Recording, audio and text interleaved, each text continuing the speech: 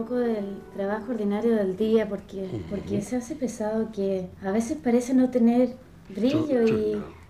Tú eres capaz de convertir la prosa de tu día en decasílabos, en poesía heroica, estoy seguro.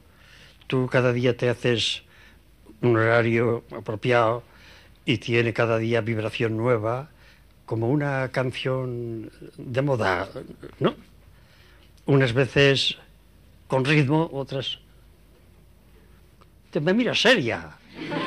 Si no es verdad que tus días sean iguales. Si pones amor en tus días, cada día es distinto. ¿Eres casada? Ah, a mí no me digas tú que tienes... No. Cuando tu marido te dice que te quiere, te suena todos los días distinto y cada día mejor. ¡No! Pues tú, de cara a Dios, hija mía, con el mismo corazón con que amas a tu marido, tienes que amar a Dios. Y el amor a tu marido será más grande a tus hijos y a tu hogar y a tu gente y a tu patria y a los de abajo y a los de arriba y a la humanidad entera, y te sentirás capaz de sacrificar un poquito de tu vida, aunque no te sobre tiempo, si lo haces todo por amor. En la vida hay que hacerlo todo por amor. El amor tiene alas, ¿sí?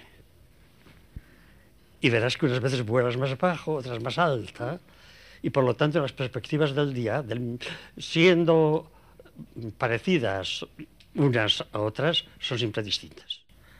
Y tú lo sabes, y tú lo practicas, tú lo vives. Quieres que los demás lo sepan, ya lo saben.